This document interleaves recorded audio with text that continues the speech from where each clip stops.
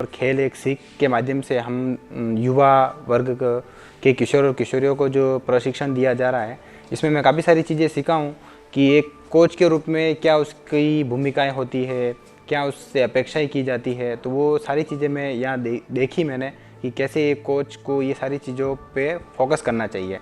तो मैं जब फिर से यहाँ से प्रशिक्षण लेने के बाद मेरे फील्ड में जाऊँगा, तो जो चीज़ें यहाँ से मैंने देखी है एक कोच के रूप में, तो मैं ज़रूर उनको वहाँ अप्लाई करूँगा। और यहाँ पे जो हमें आज इन 3 दिनों में जो हमें गेम खिलाए गए, तो कैसे वो किसी ज़रूरी नहीं है कि वो केवल मनोरंजन के लिए ही हो, वो कैसे किसी जेंडर से जुड़ रहे हैं या कैसे वो समानता की बात कर रहे हैं, कैसे उसमें संचार को जोड़ा गया है, कैसे उसमें लीडरशिप को जोड़ा गया है, कैसे उसमें नेतृत्व को जोड़ा गया है।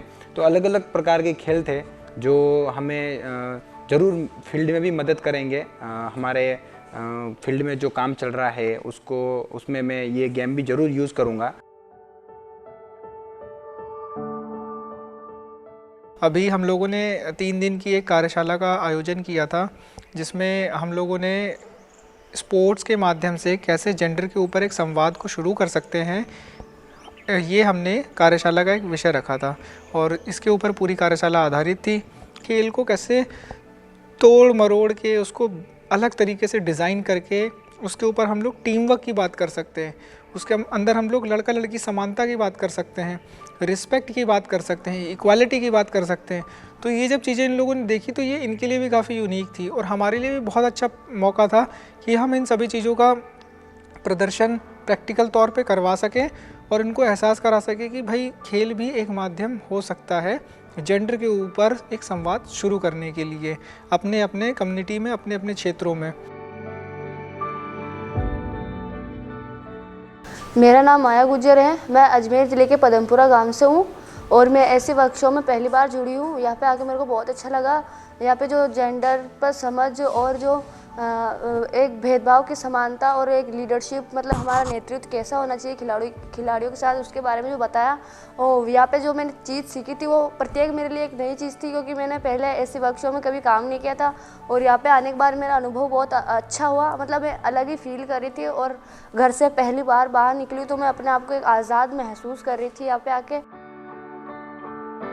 हमारी ये कोशिश रही है कि जो लड़कियां बोल रही हैं ज़मीन से, जो हमारे मेंबर संस्थाएं बोल रही हैं, उनकी बात हम सुने।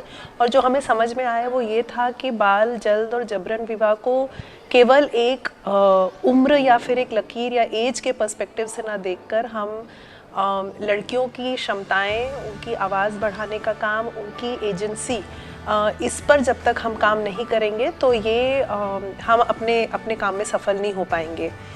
इसी सोच के साथ हमने प्रो स्पोर्ट डेवलपमेंट के साथ, जो कि हमारी मेंबर संस्था है, एक पार्टनरशिप की। और यहाँ पर हमारा इन 3 दिनों में ये कोशिश रहेगी कि जो हमारे साथ यूथ वर्कर जुड़े हैं, जो कि सीधे ग्रामीण क्षेत्रों में किशोर किशोरियों के साथ काम कर रहे हैं, उनके साथ ये बातचीत हो कि कैसे हम खेल और स्पोर्ट्स के माध्यम से जो जेंडर की जो लकीरें हैं उनको क्रॉस कर सकें, जेंडर की अपनी समझ बढ़ा सकें।